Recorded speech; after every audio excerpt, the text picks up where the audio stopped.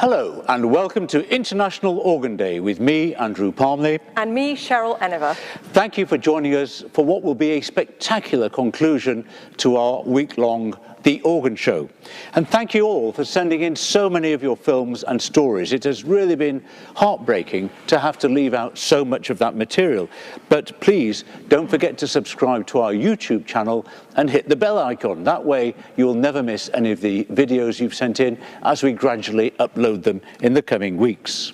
Tonight we have some really wonderful films from all across the world, culminating in an amazing improvisation from David Briggs in Manhattan.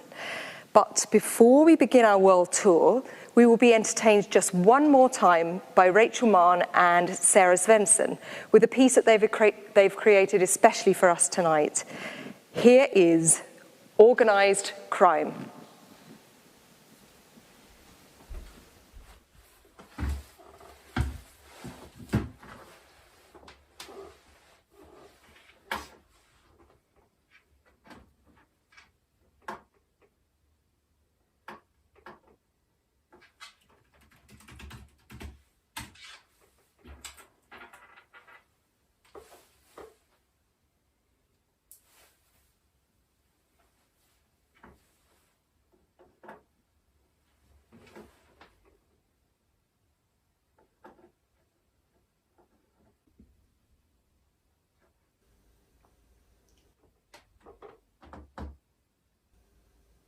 Come on.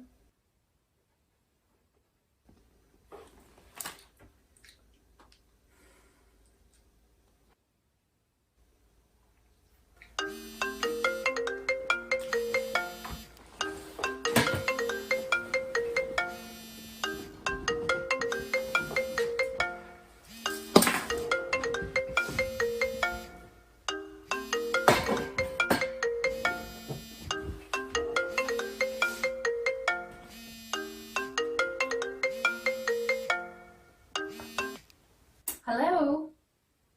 Hi, where are you? You have to let me into your room. It says you haven't even started the meeting yet. Yeah, we've had this meeting booked for ages. Okay, see you in a second.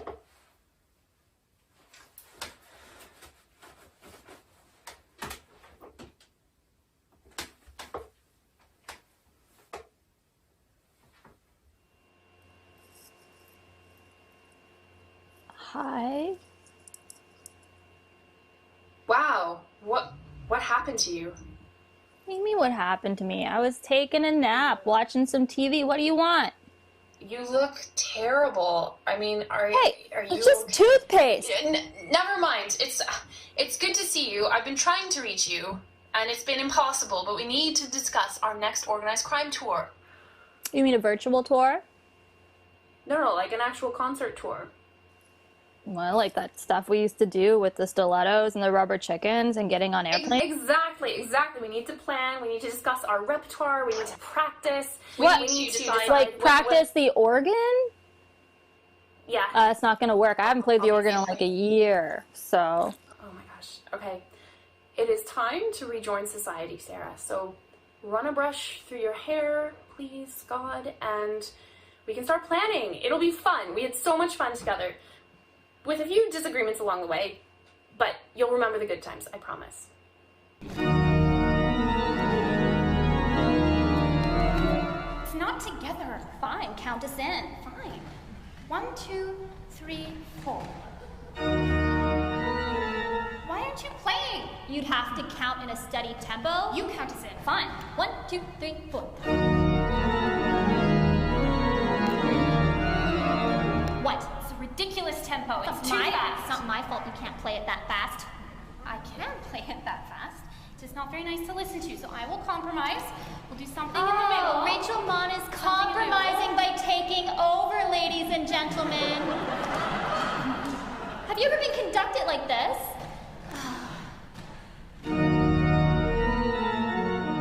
Oh, you showered. Thank God. Yeah, I kind of had to. It was the only way to get out the smell. Ew. Are you gonna get dressed? Oh, yeah. Great idea. I'm just gonna go put on my sweatpants. Don't, no. You cannot put those on again. They are disgusting. You need to put on some real clothes, okay? Something with a zipper, maybe some buttons, and a collar would be nice. No, that sounds... I don't want to do any of that. The time for spandex is over. Fine. But I do want to look fancy then, and I think you should look fancy as well, because that look, not great. How dare you? Don't tell me what to do. You know, you do tell me what to do pretty much all the time. Do you remember that time that you made me play Jingle Bells for an entire song?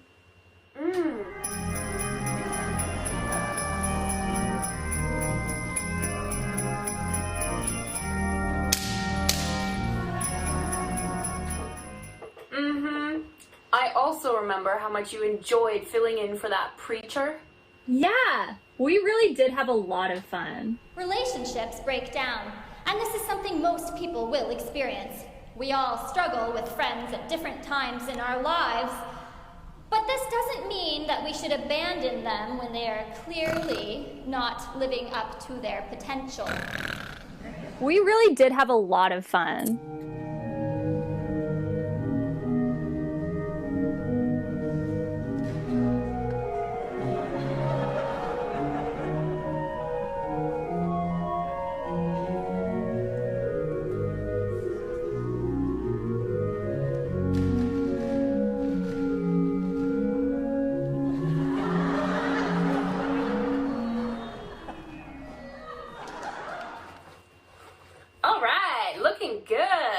Yes, you're looking pretty awesome yourself. Okay, are you ready to join the real world? Yes, I am. I cannot wait. Let's start planning. Fine. First thing is we need to find that piece of music that we lost 10 years ago.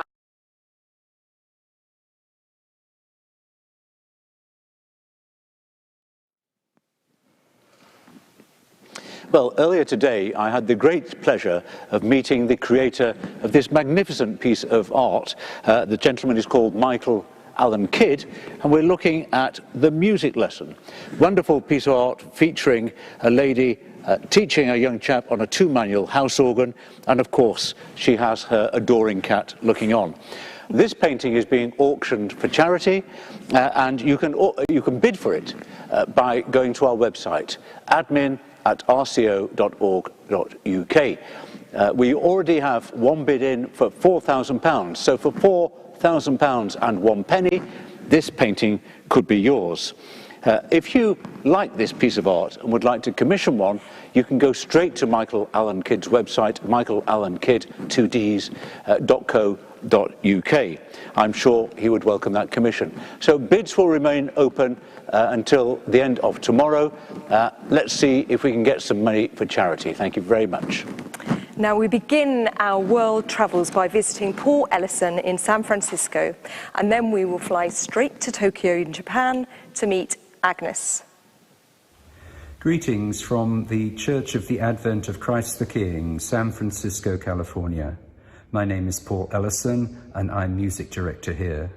The parish is the third oldest parish in the Diocese of California, founded in 1858, and I'm coming to you from the third Church of the Advent. The first two buildings were destroyed in the 1906 earthquake.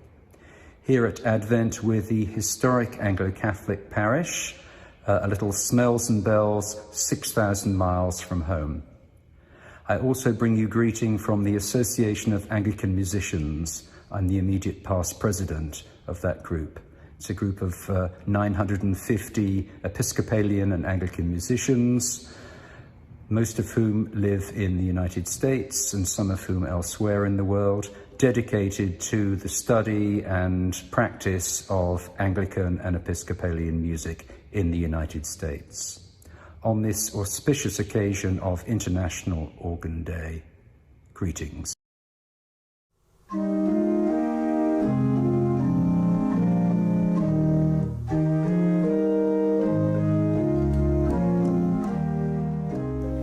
What I love most about organ playing is to play accompaniment to the congregational singing. I love to enhance the congregational praise.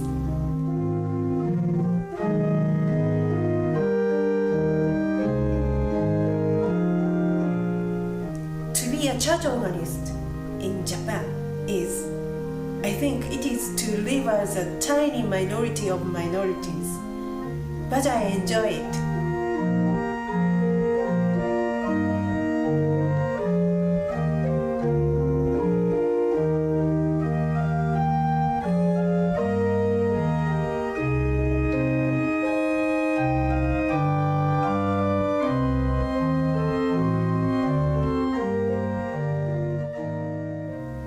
So my colleague and I decided to be ambassador of the church via organ music.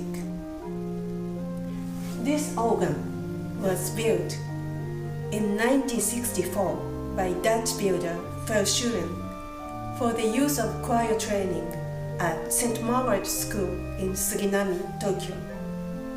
But we call this organ Little Uncle. He had been abandoned for many years until he came to our church in 2001.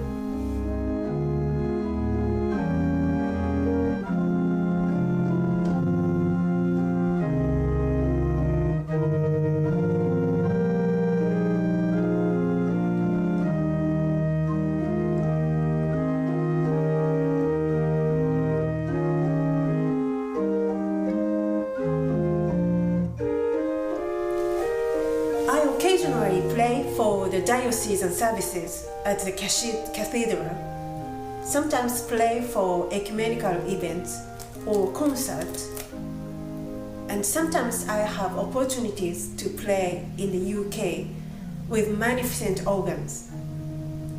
Still, I love our tiny organ and this tiny parish church.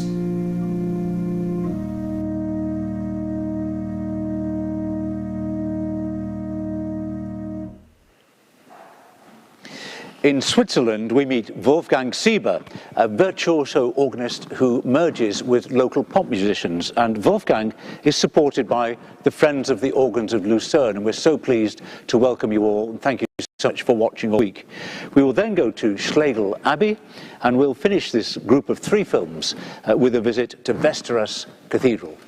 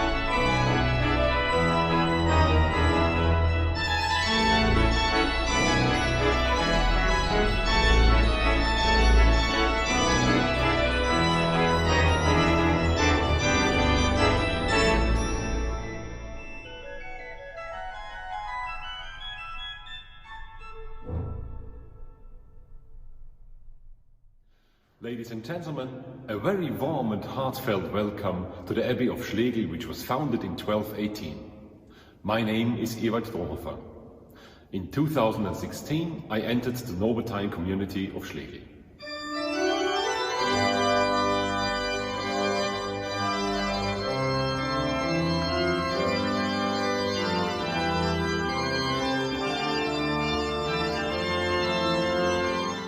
May I introduce you to our Abbey's main organ, built by Andreas Putz from Passau in the year 1634.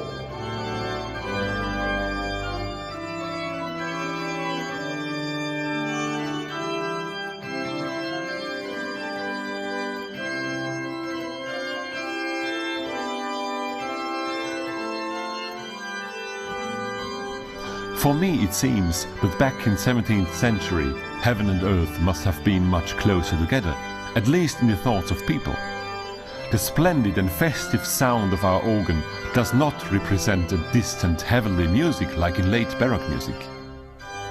It insists that music has something to do with heaven and earth and between them.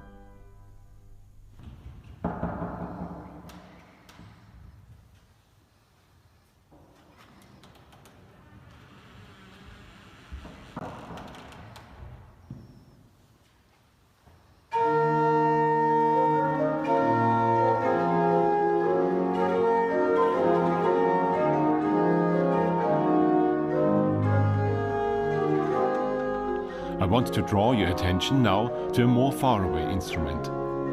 A marvelous copy of a late medieval instrument for the little abbey church of Pulgang, some 40 miles to the south of our abbey.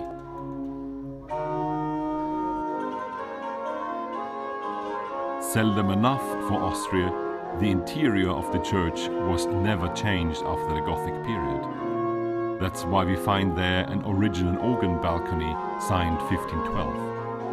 Neither is an instrument preserved from this time, nor from any later period.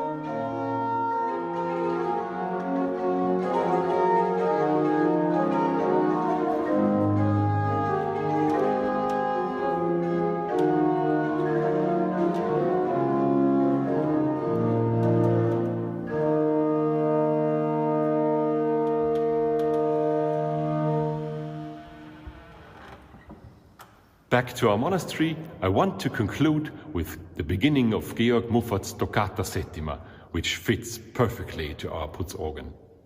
Goodbye and Servus from Austria.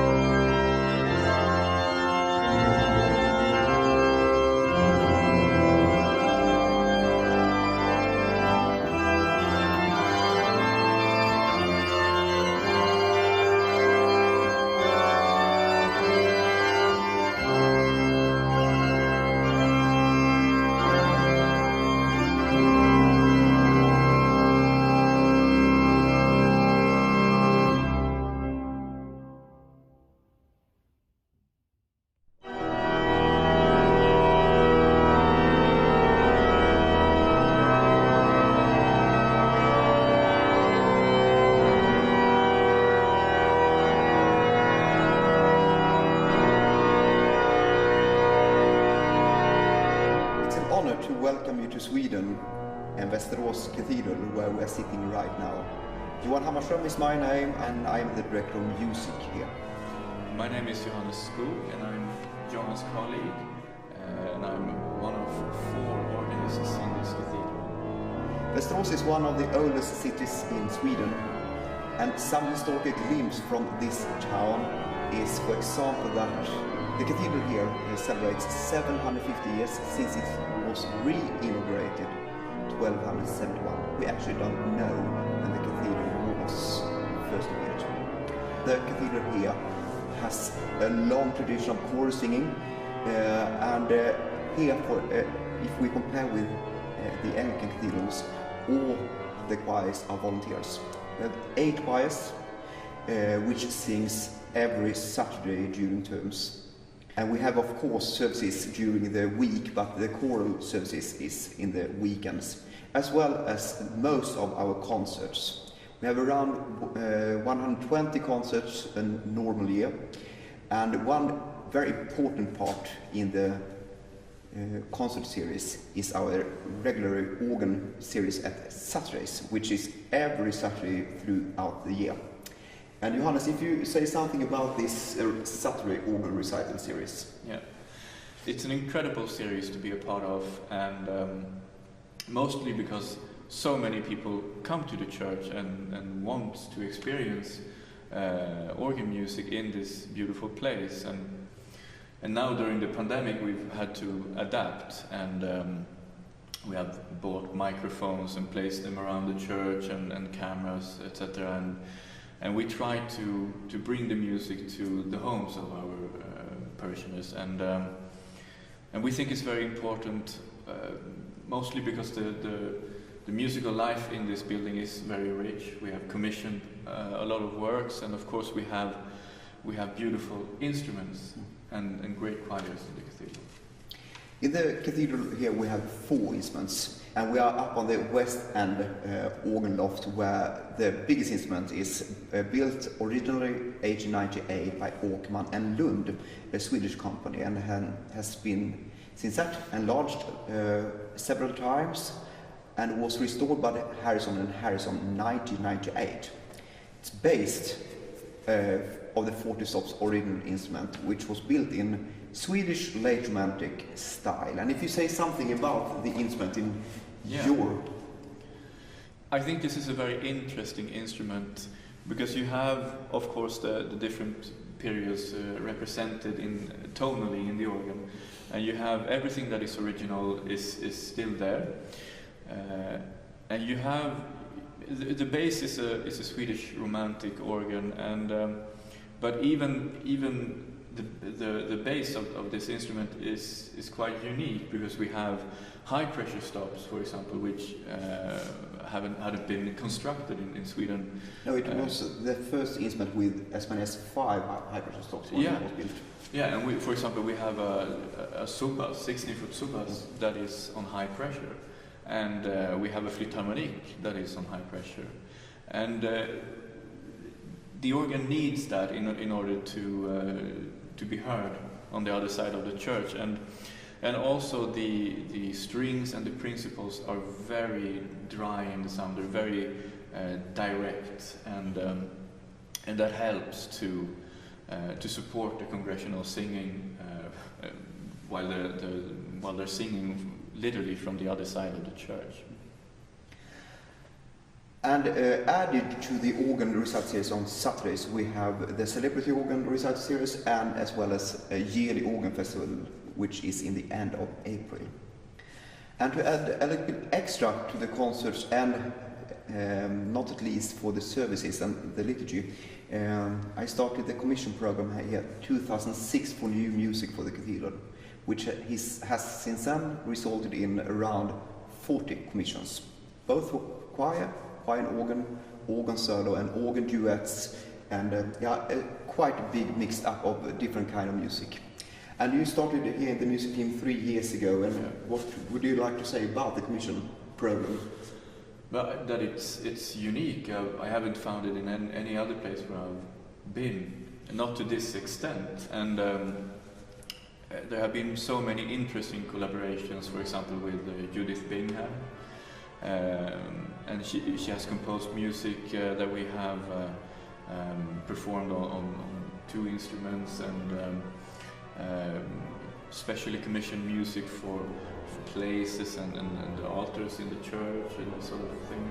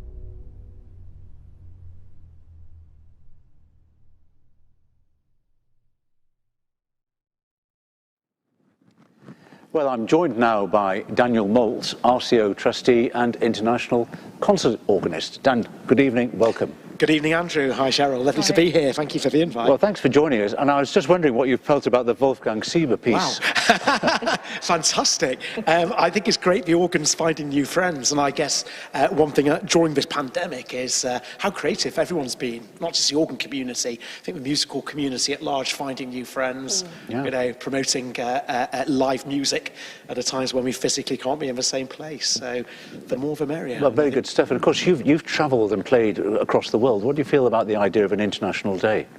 I think it's fantastic because I think social media and the like is bringing us together, isn't it? And I think if there's one good outcome of the last wretched 12 months that we've had, it's that we can share in new ways. And I think geography is not holding us back in the same way.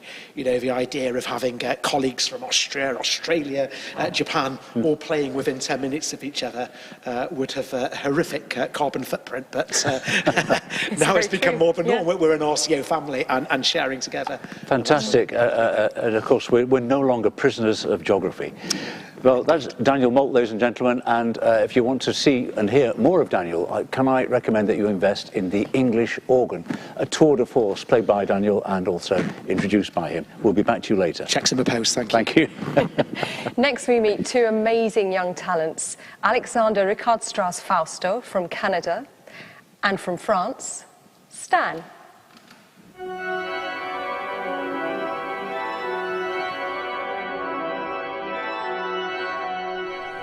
I was attracted to the organ on a family trip when I was 8 years old.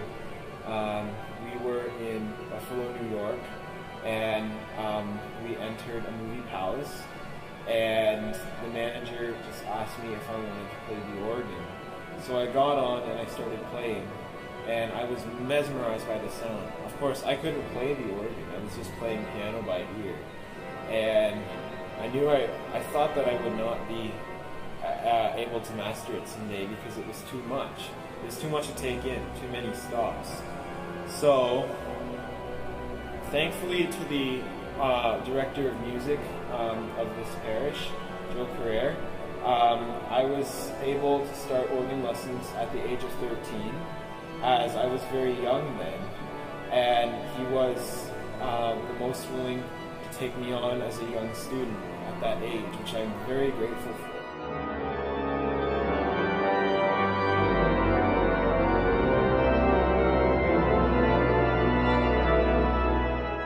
What I love about organ playing is that, unlike the piano, we have a chance to have everything going at once, and it's like a complete orchestra at the body. It is the most athletic instrument in the sense that you are using your feet and both of your hands.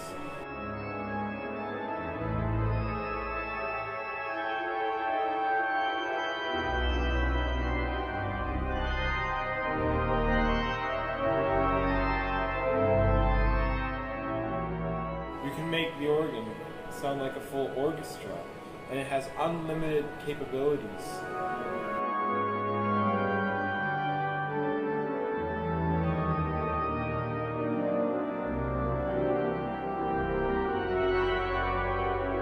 I hope you enjoy my performance of the Toccata from the Suite Opus 5 by my favorite composer, Maurice Dudefleuille.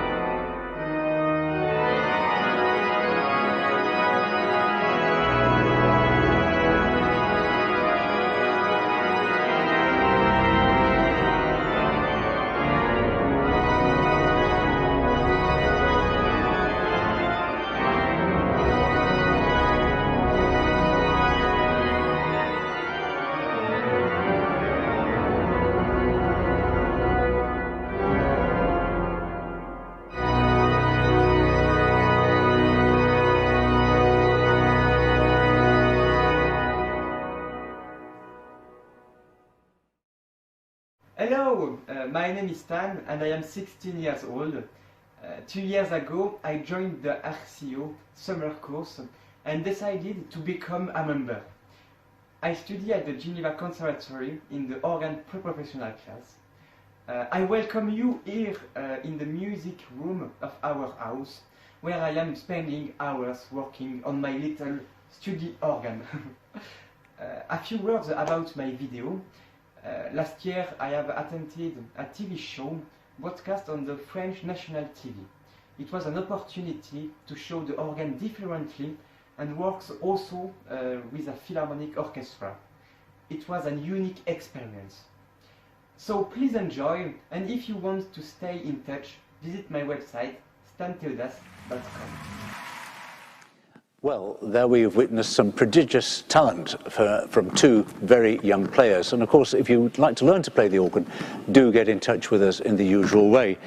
And I'm sure you noted that some of our clips are longer than others, and we thought it better to give you a fair hearing of some of our submissions than to reduce everything to 30 seconds or a minute. So lots more will soon be available online and at our YouTube channel. We now go to meet our friend Lenora in the United States, who's been over to this country twice to take RCO examinations. And then we shall meet Michael Baron in conversation with Anna Latwood. Michael has his amazing program, which has been running for a very long time in the United States, called Pipe Dreams. You can look at it, or hear it rather, at pipedreams.org. And in many respects, Michael's program was the inspiration for this week's organ show.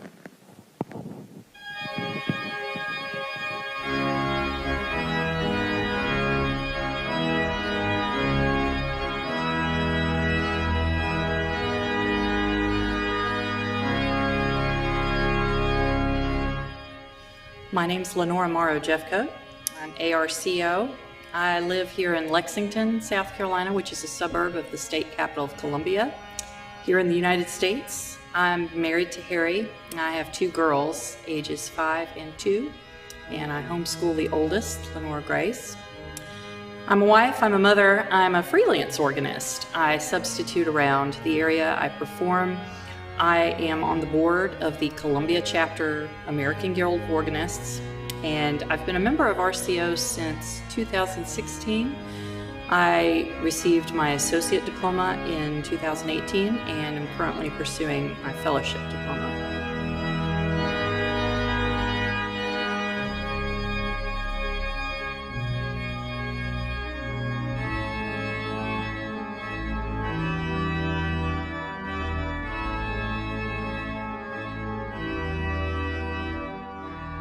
Thinking back on some of my earliest encounters with the pipe organ, it's interesting that they are mostly British.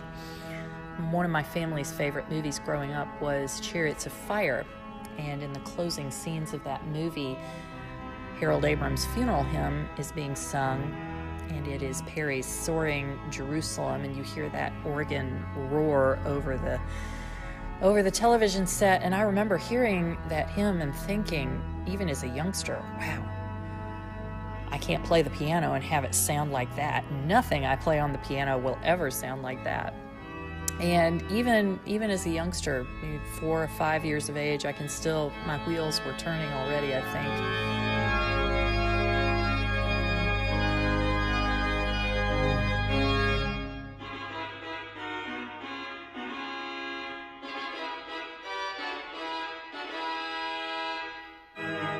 RCO's been a perfect fit for me professionally during this season. It's allowed me to pursue something that's meaningful and also unique, certainly here in the United States, without having to go back full-time to university studies. My husband and I travel annually to the UK twice a year, so it's been convenient, but it's also been very enriching. RCO has also fostered friendships with organists that I could not have imagined. Folks in the fields that I've admired greatly over the years, becoming friends with Ann Marston Thomas, getting to meet Stephen Cleoberry, who right before he died arranged some time for me on the King's College Chapel organ. That was an experience that I'll remember for a lifetime, and I deeply miss him. I am sad I only knew him a short time, but it's experiences like that, getting to know people in the field of this caliber, has enriched me and enriched my experience as an organist greatly.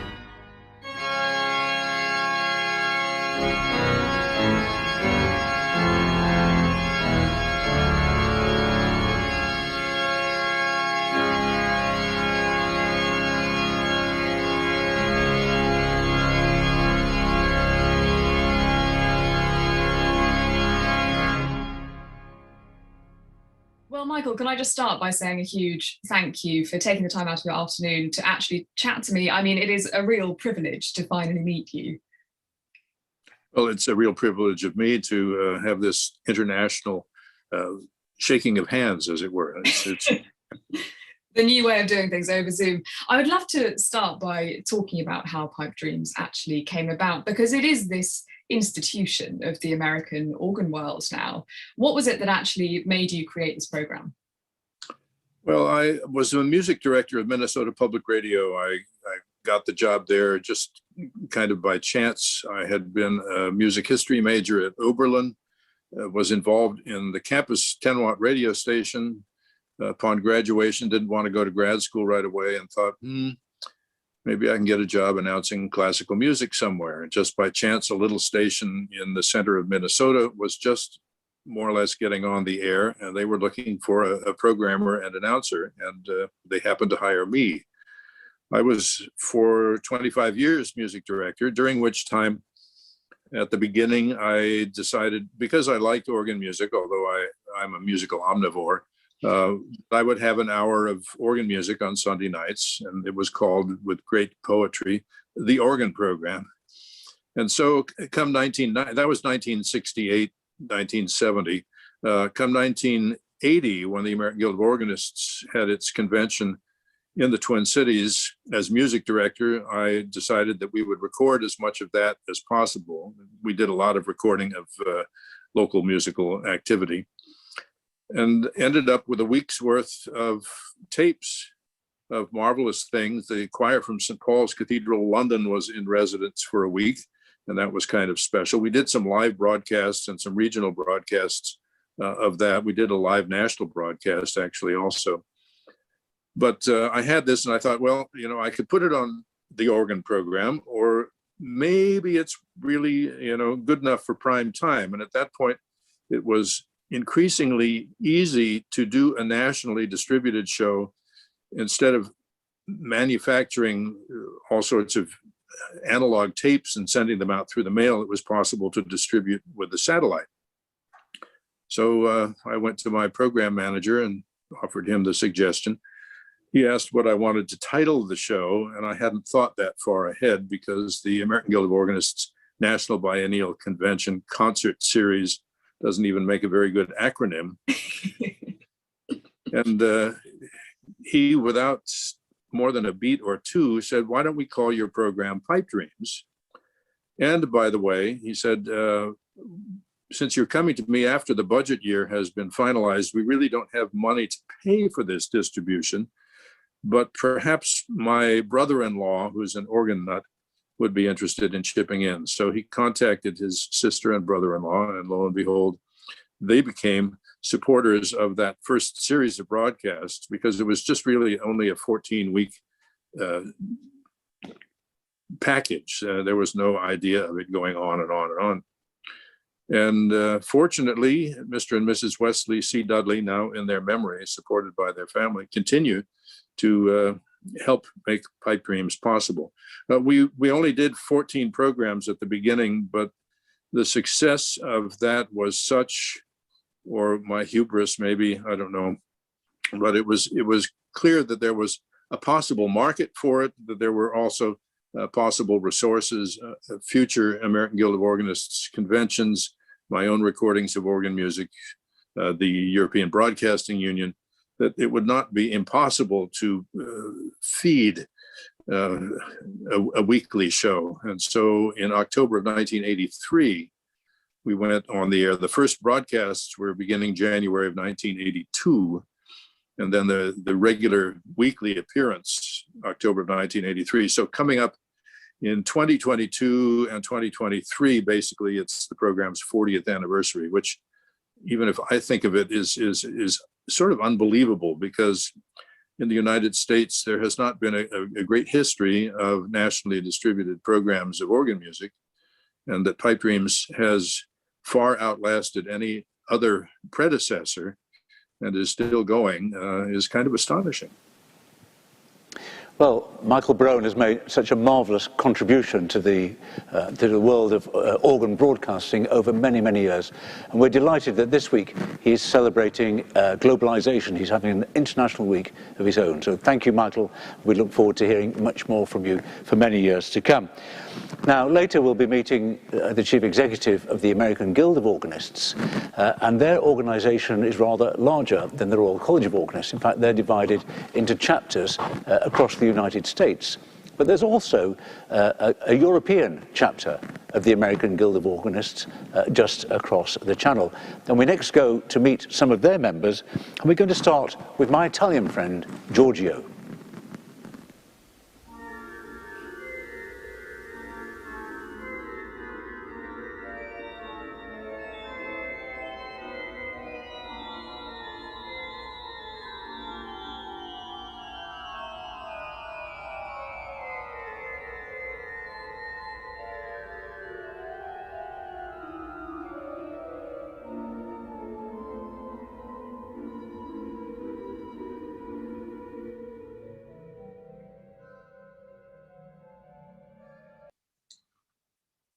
Good evening. We have just listened to some beautiful music from our subdean Giorgio Parolini. My name is Johan Hermans. I live in Hasselt, Belgium. It is my pleasure to greet you as the Dean of the European chapter of the American Guild of Organists. Let me also introduce the three people joining me on this screen. They are Giorgio Parolini, subdean from Milano, Ludo van der Smessen, membership chairman from Belgium, and Judy Riefel-Lindell, an American who lives in the Netherlands and has been the dean of our chapter from 1999 to 2019. We are all happy to participate in this event. You might ask, why a chapter of the American Guild of Organists in Europe? Almost all of the AGO chapters in the United States and 8 other countries are located in cities. Yet, a group of American organists living and working scattered in different cities all over Germany in the first years after World War II felt the need to unite themselves in an AGO chapter. They sought a solution to their geographical spread. This resulted in 1979 in founding the first international AGO chapter, which connected people from different cities. The founders soon reached out to people from other countries of Europe. And later, when some of them returned to the United States, they reached out to new members there and persuaded both Americans and Europeans to keep reaching out to each other. Mutual interaction between both sides of the Atlantic was born. Today, the European chapter gathers 140 organ friends based over the entire world to include 13 European countries, 26 US states, and even Canada and Australia. The principal values are friendship, an interest in each other's culture, and the passion for organ music, either as a player or an enthusiast. Since frequent meetings are not that easy, given the geographical spread, the European chapter started organizing an annual week-long spring meeting in 1999. Each time, one of the members hosts the meeting and shows the other members the best of his or her region. Over the years, we visited 12 different countries, discovering splendid organs, local secret spots, and gastronomic surprises. And of course, we made new friends. Does this idea appeal to you? We invite you to join the AGO and the European chapter, and we'd love to welcome you at our spring meetings. Maybe next spring.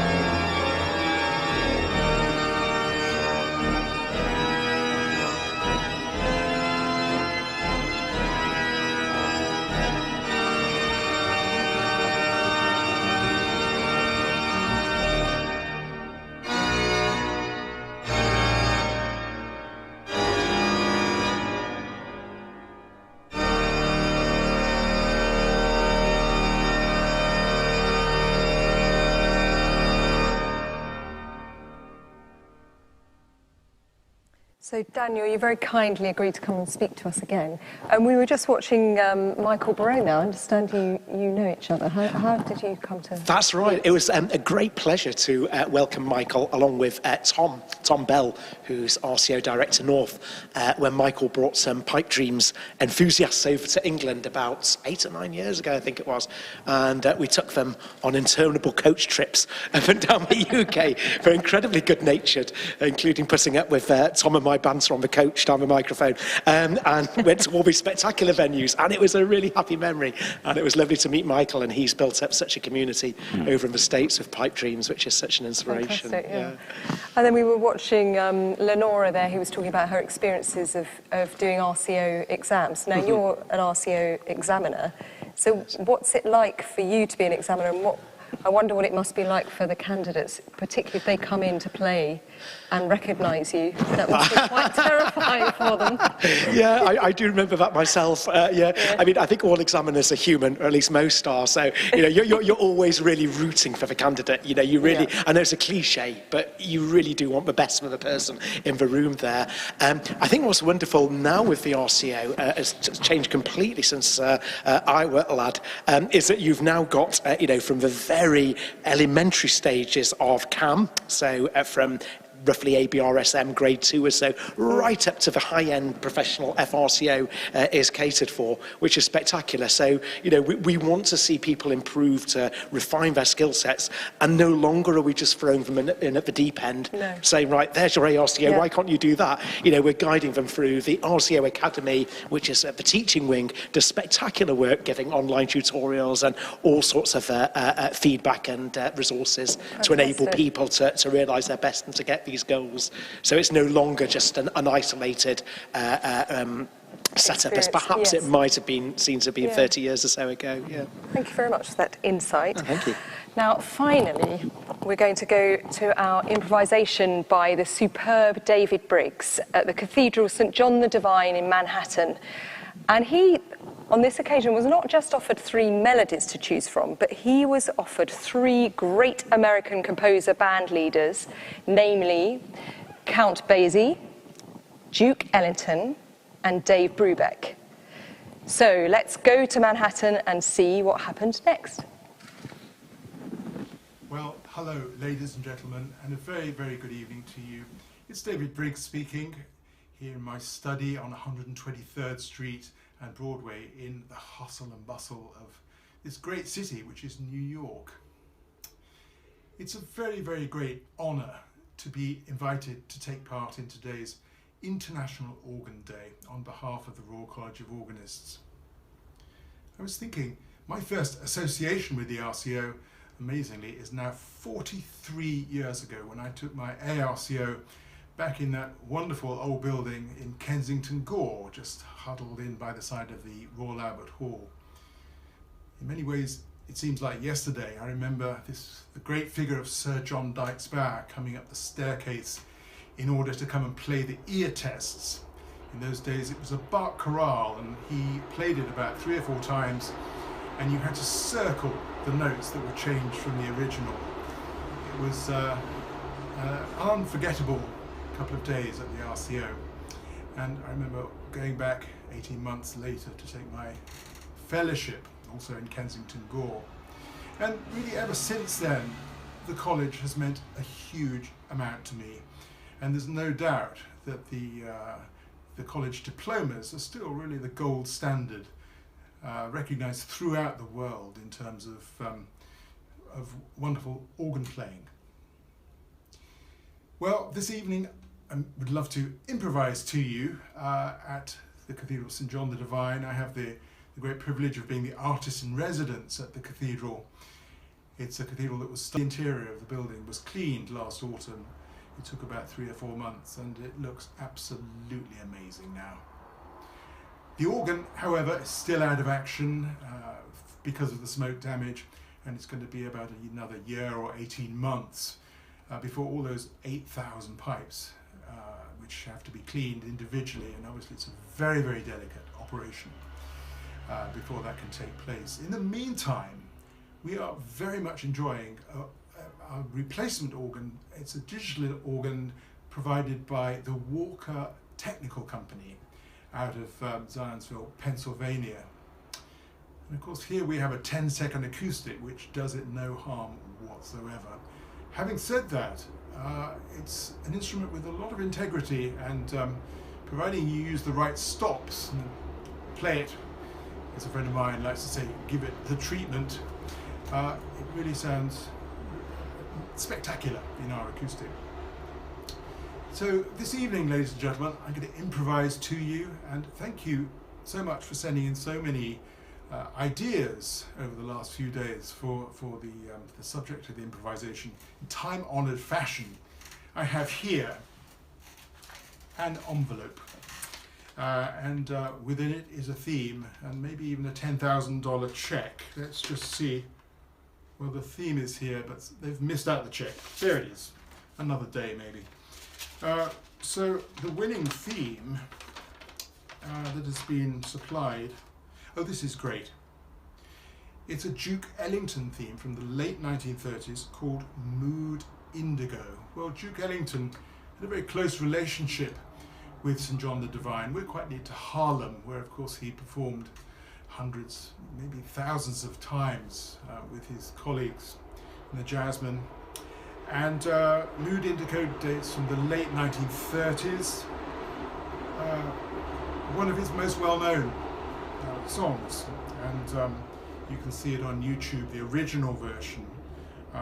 But here it is. We'll just see. His funeral took place at St John the Divine, and apparently there were more than 12,000 visitors. We still have his piano. It's a white Steinway Grand. What else? And it's situated in St James's Chapel.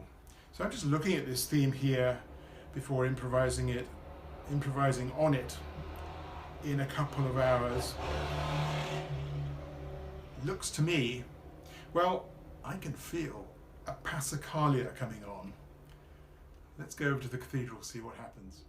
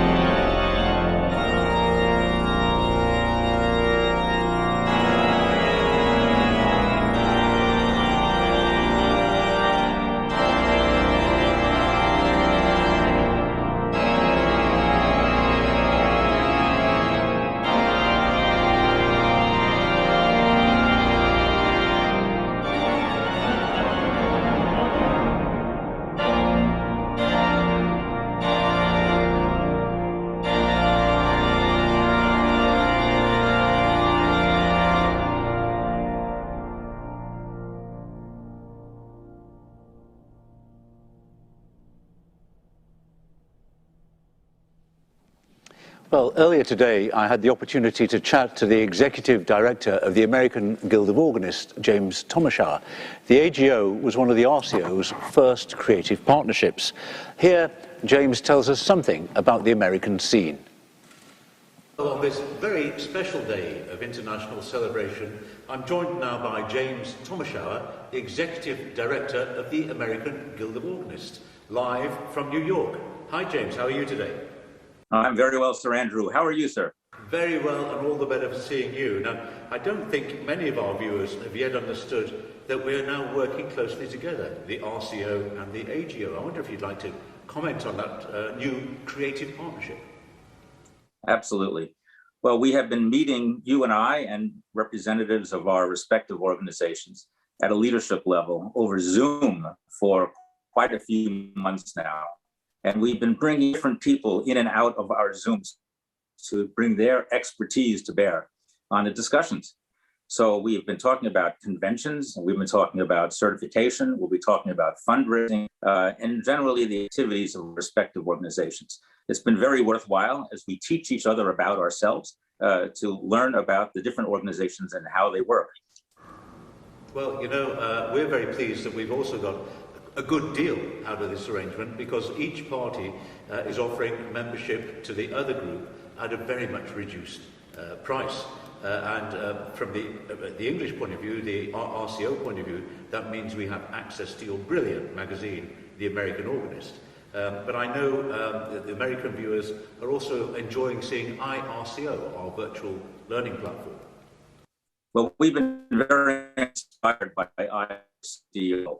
Our educational counselor, Vince Carr, has noted with great joy how much educational information is on your iRCO platform.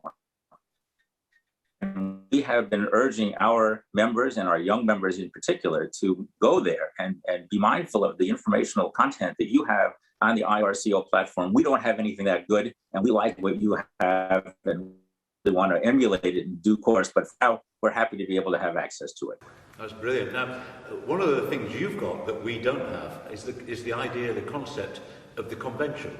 British organists don't get together. In fact, we like to be alone in an organ loft by and large. The idea of us all getting together, I think, is a great one. But I wonder if you could tell us something about the national conventions and perhaps touch on the Atlanta that didn't happen. Oh, yes. Well, our national conventions are held biennially, and it takes more than 2 years to plan one, but we hold them in even-numbered years only. And they are quite literally my favorite event in any biennium. So we have 1,200, sometimes 1,500, as many as 2,000 organists coming together to enjoy each other's camaraderie. But more than that, it's a week-long face-to-face opportunity for people to meet other organists, talk about their jobs, talk about their repertoire, talk about their playing techniques. There are workshops, there are performances. Every night we have major performances. In fact, we like to think that we bring together internationally the best performers in the world every 2 years to come to these national conventions. We also have a trade show. It is the world's largest trade show for the organists. We may have 80 different booths and 60 exhibitors or more, 60, 80 exhibitors, 80 to 100 booths sometimes. People take multiple booths. And every night on the trade show floor, there's great animated conversation. There's a cocktail hour going on constantly. And after every performance, every night, there's a major performance on a major instrument at a major venue. And everybody tries to get together in one place if we can. And then afterwards, we all get on a bus, go back to the hotel or wherever the event, wherever the trade show is, usually at our main hotel. And then we have our trade show and a great, joyful conversation, animated conversation. So the conventions are workshops, they are business meetings, they are performances, and they are above all, it's the camaraderie. It's meeting people, talking with people, getting to know people, revisiting with old friends and getting to make new ones. Fantastic. But of course, as with people across the world this last year, you weren't able to hold your convention, which was very sad. However, I think you gave the world a marvelous substitute in the form of the Organ Fest. Right. It was a huge disappointment to be working for several years to create that convention in Atlanta, Georgia, and then have to pull the plug just a month or two away from the start of the thing because of COVID. A terribly difficult decision, but absolutely the right decision, and not to have a convention with 1,200 people registered in June of 2020. That just was not the right thing to do. So instead, very quickly, we pulled together this Organ Fest, which was a series of 5 recorded programs every single night. And it was fully recorded in advance, but we, again, used repertoire that was available and performers that had already prepared work for the Atlanta Convention. So we didn't lose totally the Atlanta Convention work. We were able to adopt some of it, but not the choral music. We couldn't do the choral music, unfortunately, because, again, of COVID. So we unfortunately lost our choral music portion, but we kept the organist performances and had them recorded in place. Well, as we come toward the end of the week of the organ show, and indeed International Organ Day itself, it's a coincidence that you mentioned choral work and Atlanta, because it would give me great pleasure, James, if you would announce the final performance of our week, please. Well, I would love to do so, Andrew. It's my great pleasure to introduce the final performance of the RCO's International Organ Day. The piece you will hear, Laudes Organi, by Zoltan Kodály, was commissioned by the AGO National Convention held in Atlanta, Georgia, 55 years ago in 1966. Frederick Swan was the organist for the world premiere performance. And for tonight's presentation, Dan Ludford-Thomas, the conductor, with the choir of St. Paul's Knightsbridge, and James Orford at the organ. James Thomashower, ladies and gentlemen, a great man and a great friend of the Royal College of Organists. Thank you. As James said, we'll now hear live from St. Paul's Knightsbridge, Kodály's Laudes Organi.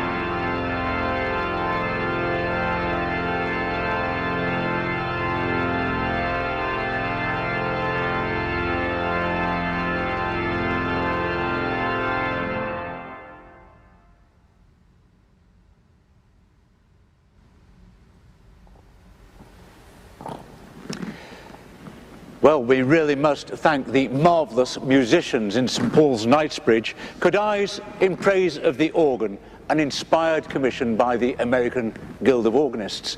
Now, in the words of the old song, it's not where you start, it's where you finish. So once again, can I introduce the Vicar of St Paul's here in Knightsbridge, Father Alan Guile. Father. Andrew, thank you so very much. It's been such fun to be together this week, and if at times technologically it's been fraught, we have had a lot of fun and laughter along the way.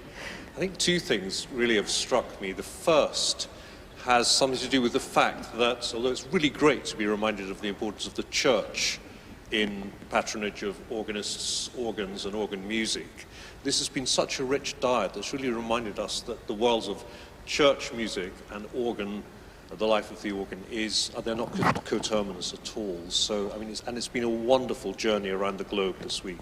And I'm sure everyone has really enjoyed that. The other thing is I've been watching online as well as here in the building, and the use of chat has been fantastic. And although we're all feeling very isolated and lonely at the moment, I think it's helped to create a real sense of connection. And it's been a pleasure to host an event that's been able to connect so many people from around the world. So thank you for coming to St Paul's, and we hope that we may see you again in the future. Thank you. Thank you very much.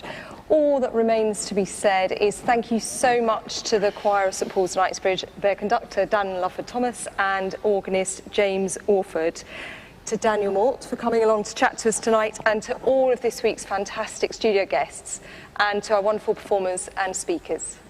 And before we close, I'd like to thank co-presenter Cheryl Enever, our roving reporter Anna Latwood, voice-over expert Tony Wedgwood, again Father Alan Guile, the vicar of this beautiful church, Christopher Morris, RCO trustee, who created the organ show, and our editor and producer Michael Koenig. The organ show has been brought to you this week free of charge, with many participants donating their time and their talent. It's been another part of the college's response to the present pandemic. Most especially, ladies and gentlemen, I'd like to thank you for watching. Please stay a member of the RCO family and continue to send us your films.